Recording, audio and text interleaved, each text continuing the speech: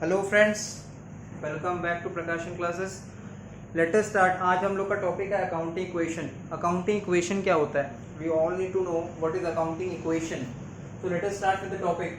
We know in mathematics equation means there are two variables और there are two numbers और two equivalent terms which can be equated. मतलब ऐसा कोई भी दो वेरिएबल है, ठीक है, जिसको हम लोग इक्वलाइज कर सकते हैं, जिसका LHS और RHS मतलब लेफ्ट हैंड साइड और RHS right hand side equal हो जाएगा। ठीक है, तो अकाउंटिंग में भी हम लोग क्या करते हैं, इक्वेशन बनाते हैं, इक्वेट करते हैं अकाउंटिंग वेरिएबल्स को मैथमेटिकली, उसको हम लोग इक्वेट करते हैं, इक्वल करते हैं। तो ये अकाउंटिंग इक्वेशन बेसिकली है क्या, आइए जानते हैं इसके बारे में। Accounting equation. An accounting equation is a mathematical expression. First of all, it's a mathematical expression. एक ऐसा expression है which can be expressed in mathematical terms. Accounting equation is a mathematical expression. जैसे हम लोग लिखते थे 2x is equal to हम लोग जैसे कोई भी इक्वेशन ले लेते हैं, let us suppose 2x is equal to 4 plus 3। Clear? तो इसमें हम लोग x का वैल्यू फाइंड आउट करते थे, तो ये भी क्या था, इक्वेशन था जहां पे दोनों तरफ इक्वल आता था। x का वैल्यू कुछ ऐसा होगा जिससे दोनों तरफ इक्वेशन इक्वल हो जाए। तो अकाउंटिंग इक्वेशन भी क्या है, इट्स अ मैथमेटिकल एक्सप्रेशन। मतलब ऐसा एक्सप्रेशन, ऐसा अकाउंटिंग इंफॉर्मेशन, ऐसा अकाउंटिंग वेरिएबल्स जिसको हम लोग मैथमेटिकली एक्सप्रेस कर सकते हैं।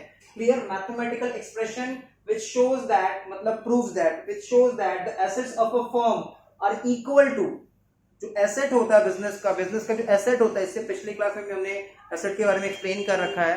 एसेट्स जो होता है फर्म का, बिजनेस का जो एसेट्स होता है वो इक्वल होता है। Assets are equal to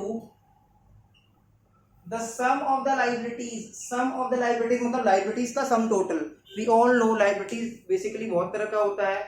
non current liability होता है, करंट लाइबिलिटी होता है। वो लाइबिलिटी जो हम लोग विद इन अ ईयर पे ऑफ कर देंगे वो करंट लाइबिलिटी है। वो लाइबिलिटी जिसका पेमेंट 1 साल के बाद होगा वो नॉन करंट लाइबिलिटी है। तो ऐसा कोई भी लाइबिलिटी, ठीक है, जो एक्सटर्नल इन नेचर है, एक्सटर्नल लाइबिलिटी है, तो sum total of all these liabilities and the capital is the investment which is made by the owner of the business. Capital का इन्वेस्टमेंट कौन करता है बिजनेस में? Owner, proprietor.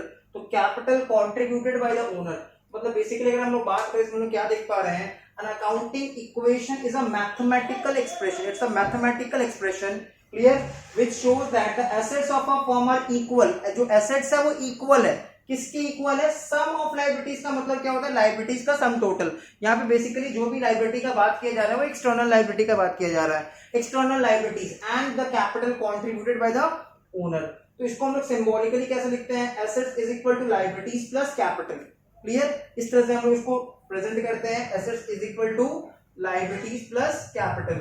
अब क्या होता है कि एक होता है बैलेंस शीट। बैलेंस शीट एक स्टेटमेंट है जो कोई भी बिजनेस, कोई भी फर्म प्रिपेयर करता है at the end of its year. जब उसका अकाउंटिंग ईयर खत्म हो जाता है, ठीक है, तो अकाउंटिंग ईयर जब एंड होता है, जब ईयर एंडिंग होता है, जब ईयर एंड होता है, तब हम लोग क्या बनाते हैं? बैलेंस शीट बनाते हैं, क्योंकि एक स्टेटमेंट होता है, बैलेंस शीट कोई अकाउंट नहीं है। What is the difference between statement and account? Statement में डेबिट क्रेडिट नहीं होता है एंड अकाउंट में डेबिट क्रेडिट होता है। तो बैलेंस शीट एक बनाते हैं हम लोग, जो कि बनता है साल के एंड में, जो हम लोग का बताता है कि हम लोग का फाइनेंशियल पोजीशन कैसा है, बिजनेस का फाइनेंशियल पोजीशन स्ट्रांग है, वीक है, किस तरह का फाइनेंशियल पोजीशन है, ये हम लोग को जज करता है, बताता है बैलेंस शीट। तो balance sheet of a firm, यहाँ पे बिजनेस का नाम लिखना होता है, as on generally year end में बनता है, तो ईयर एंड का डेट लिखना होता है। Liability side and asset side, left hand side is the liability side, right hand side is the asset side. Asset side में आता है सारा एसेट्स मतलब बेसिकली एसेट दो तरह का हम लोग ले रहे हैं, यहाँ पे कंसीडर कर रहे हैं, एक है नॉन करंट एसेट और एक है current asset. Non current asset वो एसेट है जिसका इकोनॉमिक लाइफ जनरली 12 महीने से ज्यादा होता है। करंट एसेट वो एसेट है जिसका इकोनॉमिक लाइफ बेसिकली 12 महीने से कम होता है। तो यहाँ पे हम लोग दो तरह का एसेट ले रहे हैं, एक है नॉन करंट एसेट और एक है करंट एसेट। मतलब यहाँ पे हम लोग फिक्टिशियस एसेट्स और बाकी वेस्टिंग एसेट्स वो सबको कंसीडर नहीं कर रहे हैं। और यहाँ पे हम लोग ले रहे हैं एक्सटर्नल लायबिलिटीज। सपोज हम लोगों ने नॉन करंट एसेट्स को 100 ले लिया और करंट एसेट्स को 20 ले लिया, तो टोटल कितना हो जाएगा? 120। The total will be 120। Clear? The total will be 120। And suppose external liabilities जो है वो 30 है, एक्सटर्नल लायबिलिटीज जो है वो कितना दिया हुआ है 30, इधर का भी टोटल कितना होगा 120 होगा। तो अगर हम लोग एसेट्स में से लायबिलिटीज को माइनस कर देंगे, मतलब 120 इज द टोटल, अगर उसमें से लायबिलिटी 30 माइनस हो जाएगा, 30 का लायबिलिटी अगर माइनस हो जाता है, जो रिमेनिंग बच जाएगा वो हमारा क्या हो जाएगा कैपिटल।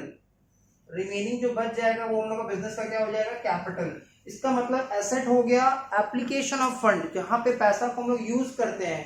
पैसा कौन लेके आया, ओनर पैसा लेके आया in the form of capital. पैसा कहां से आया, एक्सटर्नल लायबिलिटीज, हमने बैंक से लोन लिया है, दो जगह से पैसा आया, एक्सटर्नल फंड्स और इंटरनल फंड। इंटरनल फंड मतलब कैपिटल, एक्सटर्नल लायबिलिटी मतलब एक्सटर्नल फंड्स मतलब जनरली बैंक लोन।